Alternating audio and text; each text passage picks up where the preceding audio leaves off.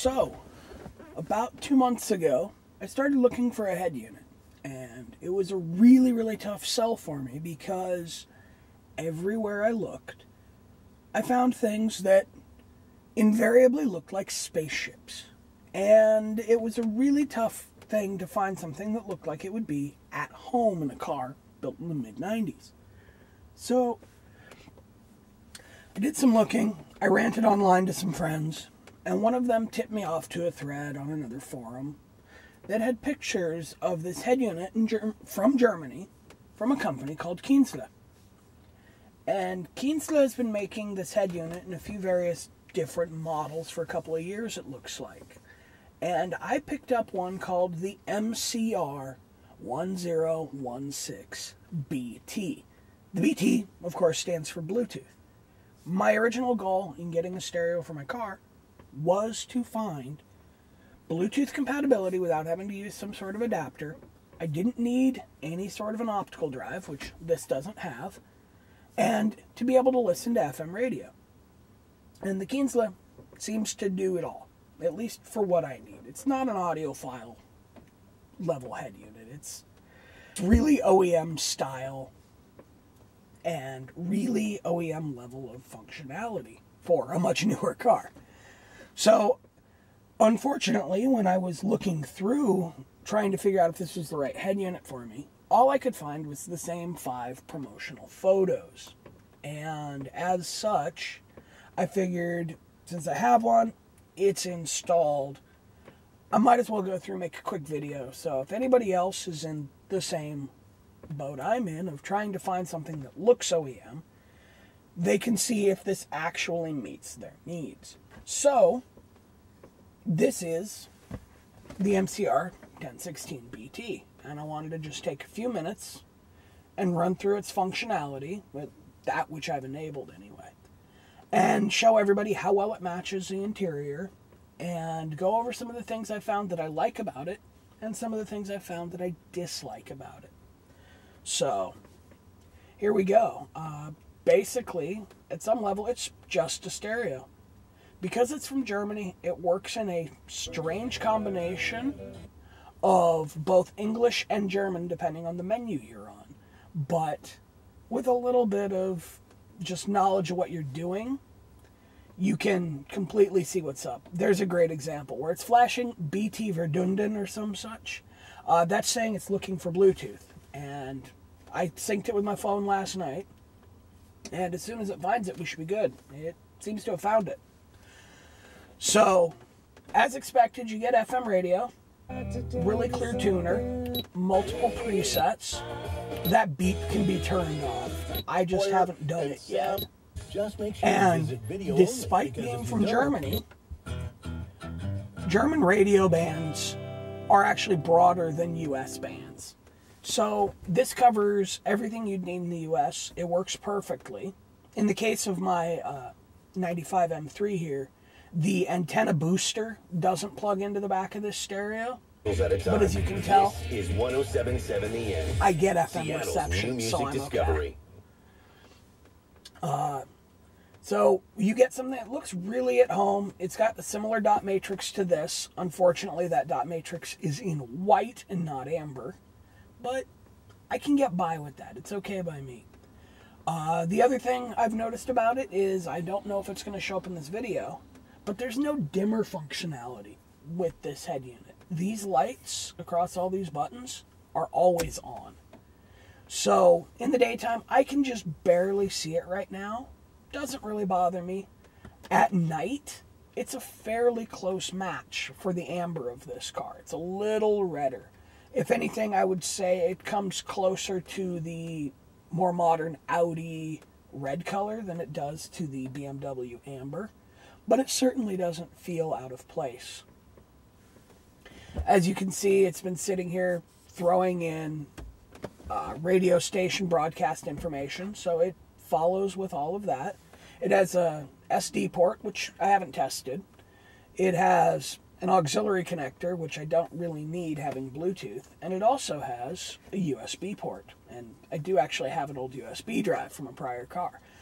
So, if we go through here, the port's a little snug. You gotta kind of be careful for the girth of the drive you use.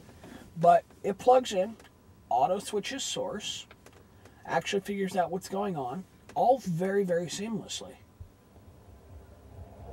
And as you can see, it actually goes through and just plays it right away without any drama or any fuss.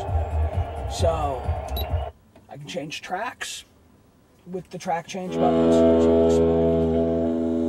I can change folders.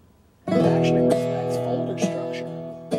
And as such, I can find everything that I know I've left on this drive from my prior car. It's really simple between tracks and folders to let it do what it wants. These have multiple functions down here, just like pretty much any other stereo, of being able to randomize, repeat, change folders. You've got two very easy to get to, very simple, very OEM buttons for placing and disconnecting phone calls, which is nice. You don't have to dig through menus for it. When you press them, though, as you can see, this is one of those cases where it's a German menu, not English. For the most part, everything in this is on English, though. Excuse me, in English. So, as you switch sources, you get FM, you get USB, because I have that plugged in, which I'll remove now, because we've seen it works. And then you also have the auxiliary, which would be this, and obviously you get SD if that were plugged in. And then Bluetooth music. So, Bluetooth syncing it was dead simple. It actually, unlike a lot of Bluetooth devices, comes up under its own name. And you can see there in the middle, MCR 1016BT. Simple, easy, you know what you're doing. Beneath that is a prime example of doing it wrong. That was my old Radio Shack Bluetooth cassette adapter. I have no idea what that is, but this connects, passwords, very simple, and away you go. So when you're playing from A2DP, which is the technical term for Bluetooth's over-the-air protocol, this is all you're going to see. You can actually enable a clock there, but I've not quite figured it out because its time seems to be variable. It might not be a clock. I've had this for all of 12 hours. I'm not sure. So A2DP is turned on, and it's really dead simple. Just away you go from your phone, and it just streams right through. So I'm right now coming off of Spotify, and it seems to not have any problem with it at all. I've also gone through on Pandora, which, all being over the same protocol, it really shouldn't care where you get your music from. So I just switched to Pandora. So at the end of the day, I'm really, really pleased with this. This screen here, I wish were amber, but it's not, and I can live with that. And as things go, this feels right at home in this car. I mean, it may not look completely OEM, but it feels age appropriate. It doesn't have a removable faceplate, which I don't really mind because nobody's going to steal something that looks this boring. And it's mega easy to fit in the dash just because it's only about half the depth of a normal head unit. So doing the install for this, once I got the adapter I needed, took all of about 20 minutes. The old head unit just unscrewed and popped out. This one slid right in, and if you've ever done another stereo install before, you know it's usually a fight to find room for the bulky wiring adapter behind. This one was cake just because there's an extra, probably this much room for that wiring to live, unlike any other head unit I've had. So, in short, I really like the functionality. I like that it auto-syncs to my car. I just walk up with my phone on Bluetooth. It syncs. I don't have to do any menus. I just hit play, throw my phone in the center console, and I'm good to go. I'm really a big fan of the lighting color. Aesthetically, I'm a big fan of it. I like the fact that it will still play USB. I'm not paying for an optical drive that I haven't used in the better part of 10 years in any car I own. And on the downside, they're small, but they're there, is the lighting being permanently lit with no way to turn it off or key it to the rest of the car. and not quite being a perfect color match for my particular automobile. But considering they're trying to cover the big 3 German brands, it's a good middle ground. My car is amplified from the factory, so this is just outputting to the amp, so I can't really vouch to the sound quality of the built-in amplifier. When I put this in, it sounded exactly like my old setup, which, for frankly 19 years of this car being around, was good enough. Car's got aftermarket speakers, factory amp, and now this head unit, and it has volume, it has depth of sound, it has... where'd it go? There we go. It has bass adjustments, treble adjustments, balance and fader, just as the OEM unit did. It meets all the same functionality of that. So far, for what I was looking for, I'm really pleased. It looks at home. It has the same tactile feeling between buttons as these factory buttons do. And I honestly see this thing living in here for the rest of its life. I'm not a mega subwoofer car stereo guy anymore anyway. And for giving me something to commute to and from work with that's simple, I don't have to think about, and just works great, I'm really, really happy with this. And I think if you're looking for something that classically looks like it belongs in a European car from the 90s or older, you know, back to probably about the early 80s, this is a great example of something that'll do what you need. I ordered it from a seller on eBay, and I'll post his information in the comments of the video. Great seller. Didn't really need to talk to him. He just threw it in a box. The post office maliced the box, but luckily the Kienzle packaging is stout, and it survived the pre-holiday beating that it was given between Deutsche Post and the USPS.